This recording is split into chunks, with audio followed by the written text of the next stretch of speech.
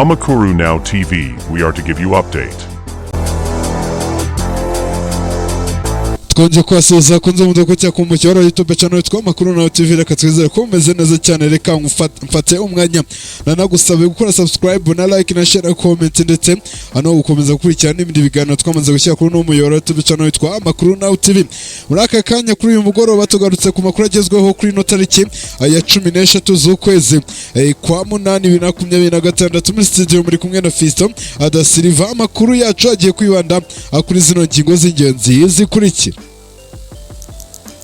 Muri aya makuru turaza kuba twabagezaho amakuru agendanye n'ububanyi n'amahanga, aho rero Polonye n'igihugu cy'u Rwanda byongeye kuba byashimangira umubano mwiza bimaranye igihe kirekire, nk'uko rero Polonye yashimye uruhare rwa Profeseri Shyaka Anastasi yagize mu guteza imbere umubano w'igihugu cy'u Rwanda n'igihugu cya Polonye. Turaza kuba twagira byinshi bigiye bitandukanye, ndetse tunagaruke kuri uyu Profeseri Shyaka Anastasi uruhare yagize mu guteza imbere rero umubano w'igihugu cy'u Rwanda ndetse n'igihugu cya Polonye. Byose uraza kuba bimenyana muri amakuru mu buryo burambuye, cyo gusana gukurikirana no makuru paka ageze ku musozo. Muri amakuru kandi muri aya makuru turaza kuba twanabagezaho inkuru yaho rero yaho umukobwa yapfuye nyuma yo guterwa urushinge.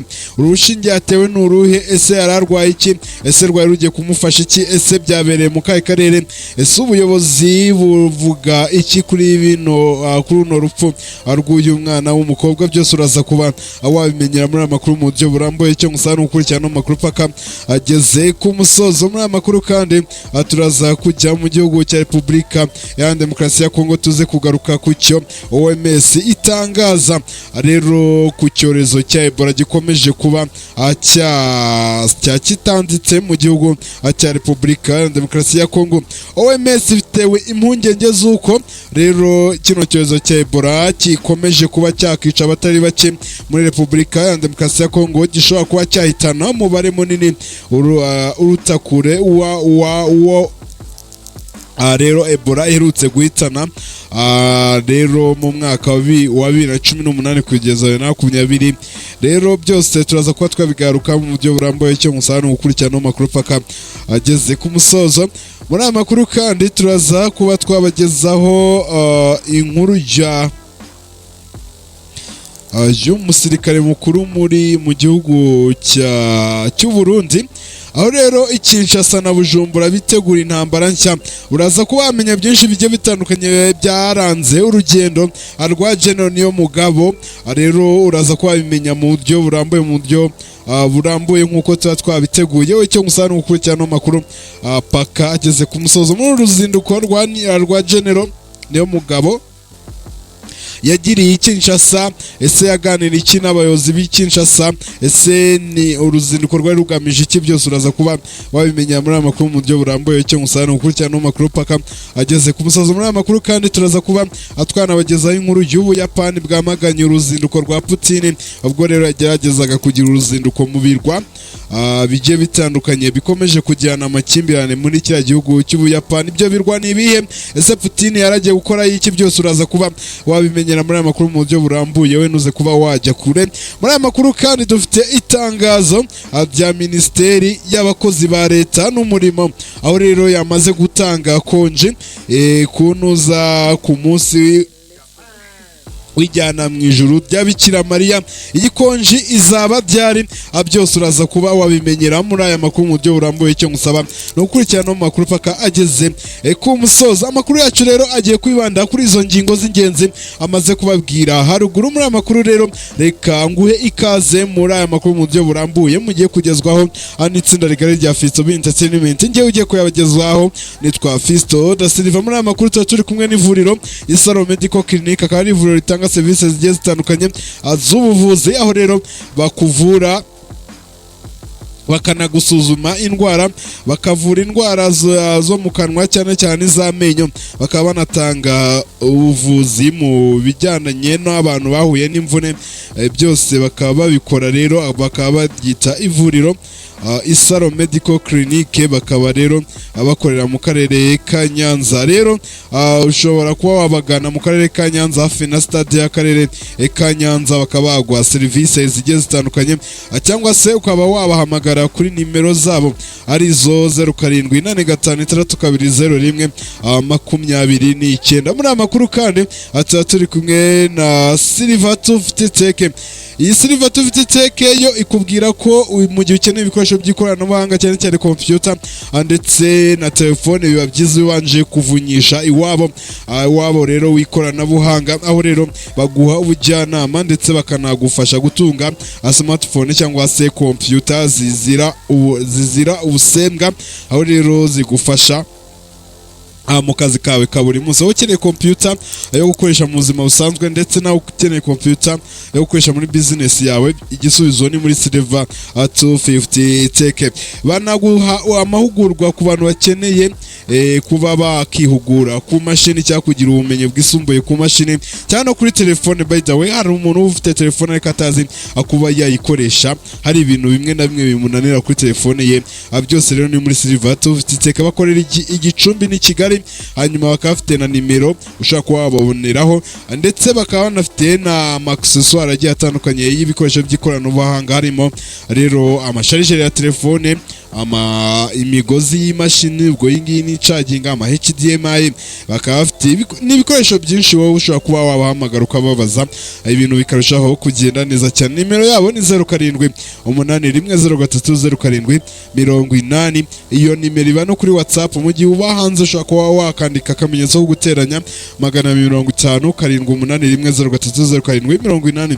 Ibintu bikarushaho kugenda neza cyane. Amakuru yacu rero tujye kuyahera n'ubundi mu makuru avugwa mu buzima, aho rero OMS ni ikigo cy'umuryango w'abibumbye gita ku buzima. OMS byagaragaje impungenge zikomeye ku cyorezo gikomeje kwica abatari bake muri Repubulika Iharanira Demokarasi ya Kongo. Ariko mbere yuko tujya kuri OMS, reka tubagezeho rino tangazo rya Minisiteri y'Abakozi ba Leta n'Umurimo. Rero Minisiteri y'Abakozi ba Leta n'Umurimo iramenyesha abakoresha n'abakozi bose mu nzego za leta n'iz'abikorera kubera ko umunsi mukuru w'ijyanwa mu ijuru rya Bikira Mariya uzaba ku wa gatandatu tariki 15 Kanama 2026. Rero ugahurirana n'impera z'icyumweru, bivuze ko kuwa mbere tariki 17 Kanama 2026 uzaba ari umunsi w'ikiruhuko mu rwego rwo kwizihiza uwo munsi mukuru w'ijyanwa mu ijuru rya Bikira Mariya. Rero ubwo reka nizere ko ubwo mwamaze kumenya ko kuwa mbere ari konje ku itariki 17 z'ukwezi kwa 8 2026, kubera ko umunsi w'ijyanwa mu ijuru rya Bikira Mariya ku itariki 15 z'ukwezi kwa 8 2026 uzaba ari muri weekend. Bivuze ngo rero iyo umunsi mukuru uhuriranye na weekend cyangwa umunsi mukuru utanga ikiruhuko mu gihugu, iyo bihuriranye na weekend bahita bawimurira kuwa mbere. Rero tuvuye kuri no tangazo ry'abakozi ba leta, reka tuhite tujya no mu makuru agendanye n'ubuzima, aho rero OMS yagaragaje impungenge zikomeye riri guterwa n'uburyo icyorezo cya Ebola kirimo akirica abatari bakeya hariya mu gihugu muri gihugu cya Repubulika Iharanira Demokarasi ya Kongo. OMS rero icyorezo cya Ebola muri Repubulika Iharanira Demokarasi ya Kongo gishobora kuzahitana abantu benshi kurusha ibindi byorezo byose byabaye muri kiriya gihugu cya Repubulika Iharanira Demokarasi ya Kongo. Umuyobozi mukuru w'ishami ry'umuryango w'abibumbye ryita ku buzima OMS yavuze ko icyorezo cya Ebola kiri muri Repubulika Iharanira Demokarasi ya Kongo gishobora kurenza ibyorezo byahitanye abantu benshi kurusha ibindi byose byabayeho mbere. Tedros Adhanom Ghebreyesus yabwiye abanyamakuru ko nigikomeza kwiyongera nk'uko biri kugenda ubu kizarenza ibyabaye hagati ya 2014 2016, aho rero habaye ibyorezo byahitanye nibura abantu 11,000. Iki cyorezo cyatangajwe ku mugaragaro ku itariki 15 Gicurasi 2026, ariko inzego z'ubuzima zivuga ko bishobora ko cyatangiye nibura amezi 3 mbere y'uko kimenyekana. Kugeza ubu hamaze kuboneka abantu barenga 4,300 banduye, mu gihe abarenga 2,000 bamaze gupfa bazize kino cyorezo cya Ebola mu burasirazuba bwa Repubulika Iharanira Demokarasi ya Kongo. OMS yavuze ko kuwa gatatu ko yizeye ko mu gihe cy'amezi 3 ishobora kuba yaragabanyije cyane ikwirakwira ry'iyo ndwara. Gusa OMS yihanangirije rero ko ibi bitavuze ko icyorezo kizaba kirangiye burundu, ahubwo ko kizaba cyaragabanyirijwe ubukana. Iki cyorezo cyatewe n'ubwoko bwa virusi ya Ebola buzwi nka Budyugo bumaze kugaragara inshuro 2 gusa mu mateka y'igihugu cya Repubulika ya Demokarasi ya Kongo, aho rero mu mwaka wa 2007 na 2012 aribwo aho higeze gutera kino cyorezo cya Ebola cyo mu bwoko bwa Budyugo. Kugeza ubu nta rukingo rwemewe cyangwa imiti yihariye yemewe yo kuvura ubu bwoko bushya bwa Ebola bwagaragaye mu gihugu cya Repubulika Iharanira Demokarasi ya Kongo. Iki cyorezo kibasiye cyane uburasirazuba bwa Repubulika Iharanira Demokarasi ya Kongo, ahakomeje kugaragara ibibazo by'umutekano muke. Ibi byatumye kugenzura ikwirakwira ryacyo bigorana. Umuyobozi wa OMS muri Afurika Mr Mohamed Janabi yavuze ko kubera izo mbogamizi abakozi bo mu rwego rw'ubuzima bagera kuri 30% akubanduye, ubwo abandi 70% ntago babageraho kubera ikibazo cy'umutekano muke ugaragara mu gihugu cya Repubulika Iharanira Demokarasi ya Kongo. Ebola ni indwara ikomeye iterwa na virusi kandi ishobora guhitana umuntu mu gihe gito.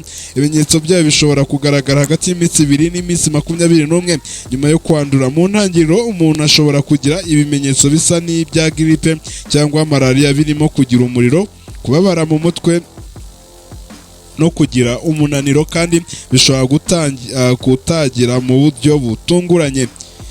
Uko indwara ikomeje gukara, umuntu ashobora kuruka no guhitwa, bikaba byanageza ku kwangirika kwa zimwe mu ngingo z'umubiri. Virusi ya Ebola yandurira cyane cyane mu gukorana cyangwa guhura n'amazi ava mu mubiri w'uwo yanduye, nk'amaso, amaraso, amacanjwe cyangwa se ibindi bintu. Mu Bwongereza, ikigo gishinzwe kugenzura imiti n'inkingo MHRA cyamaze kwemerera abashakashatsi gutangira ingerageza bya mbere ku bantu by'urukingo rugamije kurwanya ubwoko bwa Budyugo. Uru rukingo ruri gukorwa n'abaganga bo muri kaminuza ya Oxford bakoresheje ikoranabuhanga ryikoreshejwe mu gukora urukingo rwa Oxford AstraZeneca rwakoreshejwe mu kurwanya COVID-19. Hari n'andi matsinda 3 y'abashakashatsi ari guteza imbere izindi nkingo zo kurwanya ubu bwoko bwa Ebola nubwo zitaratangira kugeragezwa ku bantu. OMS kandi iri gutera inkunga irindi geragezwa ry'ubuvuzi rikorerwa ku bantu muri Repubulika Iharanira Demokarasi ya Kongo, igamije kureba niba imiti 2 isanzwe ikoreshwa mu kurwanya virusi ishobora kongera amahirwe yo kurokoka ku barwaye ino ndwara ya Ebola. Tuvuye mu makuru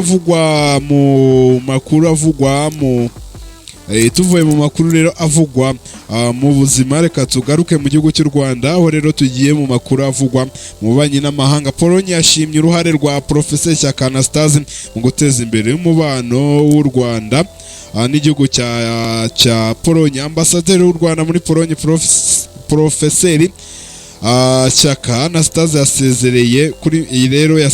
yasezeye kuri Minisitiri wungirije ushinzwe iterambere ry'ubukungu n'ikoranabuhanga muri kiriya gihugu cya Pologne Mesha Baranowski, amushimira ubufatanye n'uruhare yagize mu gushimangira umubano hagati y'ibihugu byombi, ubwo n'igihugu cy'u Rwanda ndetse na Pologne.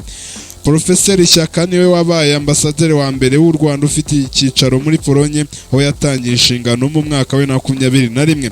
Mu butumwa Minisitiri Baranowski yanyujije ku rubuga rwa X, yashimiye imbaraga Professeur Shyaka yashyize mu guteza imbere umubano hagati y'u Rwanda n'igihugu cya Pologne. Ku ruhande rwa Profesa K nawe yashimiye uburyo yakiriwe muri Polonye ndetse anashimira abayobozi b'iki gihugu ku ruhare bagize mu guteza imbere ubufatanye bw'u Rwanda n'igihugu cya Polonye. Ku itariki 10 Kamena 2026 Colonel Leyitona Ruhunga Jenot wahoze ari umunyamabanga mukuru wa RIB yagizwe ambasaderi mushya w'u Rwanda muri Polonye asimbura Profesa K Anastase. Tukiri mu makuru avugwa mu Rwanda, reka tugaruke kuri ino nkuru y'uyu mwana w'umukobwa wapfuye azize guterwa urushinge. Umukobwa yapfuye nyuma yo guterwa urushinge kugira ngo akurwemo agapira karinda gusama. Urwego rw'igihugu rw'ubugenzacyaha RIB rwatangaje ko rwafunze Dorimana Etienne ufite ivuriro ry'ibanze ryitwa Inshuti Nyabikoni mu karere ka Nyarugenge akekwa gutera umukobwa urushinge rw'ingusho. Amakuru avuga ko mu ntangiriro z'iki cyumweru uyu mukobwa w'imyaka 26 yagiye muri iri vuriro riherereye ahitwa Kiruhura ashaka kwikuzamo agapira karinda gusama, maze uwo muganga amutera urushinge rw'ikinya ahita apfa. Amakuru kandi akomeza avuga ko uyu mukobwa ubwo yajyaga kuri iri vuriro nta bundi burwayi yari afite. Andi makuru avuga ko nyakwigendera yashyinguwe ku itariki 11 Kanama 2026. Umuvugizi wa polisi umuvugizi wa RIB amwita Dr Murangira Bitieri yatangaje ko umurambo w'uyu mukobwa woherejwe mu kigo cy'igihugu cy'ibimenyetso bishingiye ku bumenyi n'ikoranabuhanga bikoreshwa mu butabera kugira ngo ukorerwe isuzumwa. Dr Murangira yasobanuye ko Dorimana ukekwa gutera uyu mukobwa urushinge rw'ingusho akaba ari na nyiri vuriro ry'ibanze yamaze gufatwa cyangwa gutabwa muri yombi. Yavuze ko ukekwaho Dorimana Etienne ndetse akaba ari we nyiri poste de santé Inshuti Nyabikoni yafashwe kandi afungiye kuri sitasiyo ya RIB ya Karama. Ni mu gihe kandi umurambo w'uyu mukobwa wamaze gusuzumwa, ariko ibyavuye mu isuzumwa byo ntabwo byari byatangazwa. Tuvuye mu makuru rero avugwa mu Rwanda, reka tuhite tujya mu makuru avugwa hanze y'u Rwanda. Ambere yuko tujya mu makuru avugwa hanze y'u Rwanda, reka mbanze mbabwire ko rero muri aya makuru tuba turi kumwe n'ivuriro Isaro Medical Clinic. Ni ivuriro rikorera mu karere ka Nyanza, rero hafi na stade y'akarere ka Nyanza. Batanga services zigiye zitandukanye z'ubuzima, harimo gusuzuma indwara no kuzivura, kuvura indwara zo mu kanwa cyane cyane iz'amenyo, ndetse no gutanga ubuvuzi ku bantu cyangwa se ubufasha ku bantu bahuye n'imvune. Rero ukeneye serivisi zabo cyangwa ukeneye kubabaza byimbitse, ushaka kuba wabahamagara kuri nimero zabo arizo 0786620129. Muri amakuru kandi tuba turi kumwe rero na Silvato Vititeke. Silvato Vititeke bakubwira ko mbere yuko utunga computer cyangwa se mbere yuko ugura computer cyangwa se ugura smartphone, ugomba kuba wabanje kubaza muri Silvato Vititeke cyangwa se byangombwa akaba ari naho ugurira. Ikindi nuko batanga ubujyanama mu gukoresha ibikoresho by'ikoranabuhanga cyane cyane computer ndetse na smartphone. Birashoboka ko umuntu ashobora gutunga telefone ariko hari ibintu atazi gukora, ugana rero muri Silva bakakubwira ati dore babikora gutya. Ikindi bafite amaccessoire y'amamashini ndetse na ya telefone, ubwo ni amasharijeri, imigozi y'imashini ndetse n'ibindi bigiye bitandukanye. Kandi wowe ukeneye kwiga gukoresha neza computer, ushobora kuba wabagana nta kibazo bakagufasha rero, ndetse n'izindi services zigiye zitandukanye byose ubariza muri Silvato Vititeke. Nimero yabo ni 0781030780. Iyo nimero iba no kuri WhatsApp, ushaka kuba wabandikira bikarushaho kugenda neza cyane. Reka amakuru yacu n'ubundi tuyakomereze kuri iyi nkuru y'umujenerali w'umurundi wagiye muri Kongo. Abantu benshi bagakangara nabo bati niki cyamujyanye. Kinshasa na Bujumbura baba bari kwitegura intambara nshya. Rero menya bimwe mu byajyanye General Niyongabo mu gihugu cya Repubulika ya Demokarasi ya Kongo. Umugaba mukuru w'ingabo z'u Burundi General Prime Niyongabo yagiriye urugendo rw'ibanga i Kinshasa mu cyumweru gishize, mu gihe indege za gisirikare cya Repubulika ya Demokarasi ya Kongo zivugwa ko zatangiye kugeza ibikoresho bya gisirikare i Bujumbura. Amakuru avuga ko General Niyongabo yaherekejwe n'abasirikare bakuru batandatu bakagera i Kinshasa ku itariki 6 Kanama banyuze i Lubumbashi. Bahuye n'abayobozi ba gisirikare ba Repubulika ya Demokarasi ya Kongo, ubwo n'aba FARDC, ariko ibyaganiriwe ntibyashyizwe ahagaragara. Bukeye bwaho basubiye i Bujumbura badakoresheje indege ya gisirikare bukeye bwaho basubiye i Bujumbura badakoresheje indege ya gisirikare ya Repubulika ya Demokarasi ya Kongo. Urugendo rwa Niyongabo rwahuriranye n'iyongerwa ry'ingabo ry'ingendo z'indege za gisirikare za Repubulika ya Demokarasi ya Kongo i Bujumbura, ubwo ni mu Burundi. Hagati tariki y'eshanu n'iya 7 Kanama indege 3 zarahageze, bivugwa ko zari zitwaye ibikoresho bigenewe ibikorwa bya gisirikare muri Kivu y'Amajyepfo. Hari amakuru avuga kandi ko indege 12 za gisirikare za Repubulika ya Demokarasi ya Kongo zemerewe gukoresha ikibuga cy'indege cya Bujumbura hagati ku itariki 23 Nyakanga n'iya 23 Ukwakira 2020 Kanama 2026. Ibi bibaye mu gihe Repubulika ya Demokarasi ya Kongo n'u Burundi bivugwa ko biri kongera gutegura ingabo zabyo muri Kivu y'Amajyepfo mu rwego rwo guhangana na AFC 23 hamwe n'umutwe wa Twirwaneho. Rero ibi by'umwihariko bikurikiye imirwano yabereye hafi ya Minembwe, aho ingabo za leta ya Kongo FARDC zifatanyije n'iz'u Burundi FARDC Wazalendo n'abacancuro zambuwe ibindi bice bishya, aho rero bambuwe ibice bishya bagenzuraga. Abasesenguzi bavuga ko urugendo rwa General Niyomugabo rushobora kuba rwerekana ko u Burundi bwiteguye kongera kohereza abasirikare benshi muri Repubulika ya Demokarasi ya Kongo. Icyakora ibi bishobora kongera ibibazo mu gisirikare cy'u Burundi, kuko hari abasirikare bamaze igihe batishimira kujya kurwana muri Repubulika ya Demokarasi ya Kongo. Muri 2024 abasirikare b'u Burundi babarirwa mu magana bafungiwe i Bujumbura nyuma yo kwanga gukomeza imirwano muri Repubulika ya Demokarasi ya Kongo, aho rero bajyaga kurwana na AFC 23. Bamwe mu bandi basirikare barimo n'abaofisiye bakuru bahungiye mu mahanga kubera impungenge zo koherezwa muri iriya ntambara yo mu burasirazuba bwo hagati, mu burasirazuba bwa Repubulika ya Demokarasi ya Kongo nako. Ibi byose bibaye mu gihe ibiganiro bya diplomasi bigamije guhagarika intambara bikomeje, ariko ingendo za gisirikare hagati ya Kinshasa na Bujumbura zishobora kugaragaza ko imirwano ishobora kongera kubura. Ku ruhande rwa Repubulika Iharanira Demokarasi ya Kongo, kongera kugaba ibitero kuri AFC M23 bishobora kugira ingaruka zikomeye ku ngabo za leta, mu gihe ku Burundi kongera uruhare mu ntambara bishobora gutuma butakaza abasirikare benshi kandi bikongera igitutu kuri leta y'u Burundi iyobowe na Perezida Ndayishimiye Evariste. Tuvuye kuri iriya nkuru, amakuru yacu tugiye kuba twayasoreza kuri ino nkuru yo mu Rusiya.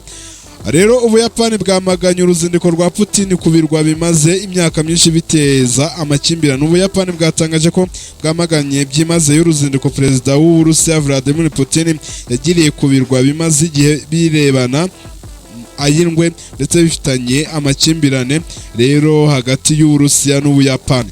Ibinyamakuru bya leta y'u Burusiya byatangaje ko ku wa 4 Putin yasuye ikirwa cya Turopo kizwi mu Buyapani nka Etorofu. Iki ni kimwe mu birwa bine bigize agace ka kuri buri gihugu kikavuga ko ari icyacyo.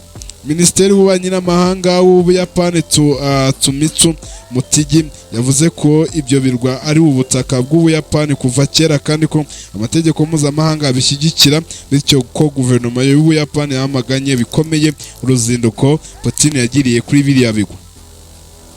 Ubuyapani n'Uburusiya bimaze imyaka myinshi bitavuga rumwe ku kibazo kibirwa bya kure. Aya makimbirane nayo yatumye ibi bihugu byombi bitashyira umukono ku masezerano y'amahoro nyuma y'intambara ya kabiri y'isi yose. Ibirwa bya kuri biherereye hagati ya Hakodyo mu majyaruguru y'Ubuyapani na Chukata mu Burusiya. Ubuyapani bwitira ibirwa bine byo mu majyepfo ya Kari bukabyita intara yo mu majyaruguru. ibirwa bigenzurwa n'Uburusiya. Intambara ya kabiri y'isi irangiye icyahoze ari ubumwe bw'Abasoviyete kigaruriye ibi birwa rero kinirukana Abayapani bagera ku bihumbi 17 bari bahatuye basubira mu gihugu cyabo cy'Ubuyapani. Mu ruzinduko rwe rero rwo kuwa kane, Putin yafunguye uruganda rutunganya amagi y'amafi anagirana n'ibiganiro n'abaturage baho nk'uko byatangajwe n'ibinyamakuru bya leta y'Uburusiya. Ibi birwa bifite akamaro gakomeye mu bikorwa bya gisirikare by'Uburusiya kuko ikirwa cya Iturupu gikoreshwa nk'icyicaro gikuru cy'ingabo z'Uburusiya zirwanira mu kirere muri kariya gace. Mu kwezi gushize, amato y'intambara y'Ubushinwa n'Uburusiya yanyuze mu muyoboro uhuza ibyo birwa byakuri mu gikorwa cy'irondo bahuriyemo. Mu mwaka ushize, Uburusiya bwakoze imyitozo ya gisirikare hafi y'ibyo birwa, igikorwa cyamaganwe n'igihugu cy'Ubuyapani. Amakuru yacu rero nanga tuyasoreje, indi sangwa amakuru masaha ari imbere. Hagati ngo mukomeze mugira ibihe byiza. Muri studio mwami kumwe na Fiston da Silva, tuze guhura mu masaha ari imbere. Hagati ngo mukomeze munogerwe n'ibindi biganiro twamaze gushyira ku muyoboro YouTube channel witwa Amakuru Now TV. Niba ari bwo bwa mbere udukurikirana, yamubwiye ko amakuru yacu atamuka amasaha mu gitondo, amasaha ni mugoroba, hanyuma ukamenya uko isi yaramutse nuko yiriwe. Ikindi ni ugukomeza gukurikirana n'ibindi biganiro twamaze gushyira ku muyoboro YouTube channel witwa Amakuru Now TV, ugakanda like na share na comment, byose bikarushaho kugenda aneza cyane. Muri aya makuru tukaba turi kumwe n'Ivuriro Salon Medical Clinic, bakaba batanga serivisi z'ubuvuzi zigiye zitandukanye. Tukaba twari kumwe na Silva Tech, nayo akaba iguha ubujyanama ndetse n'ibindi bintu bigendanye n'ikoranabuhanga. Rero mukomeze mugira ibihe byiza. Njye nitwa Fiston da Silva. Hagati ngo mukomeze munogerwe n'ibindi biganiro twamaze gushyira ku muyoboro YouTube channel witwa Amakuru Now TV. Nyaboneka ariko mwibuke gukora subscribe, mukore subscribe muri benshi. Bye bye, Imana ikomeze ibashyigikiye mu byo mukora byose, tuze gura amasaha ari imbere. Amakuru Now TV, we are to give you update.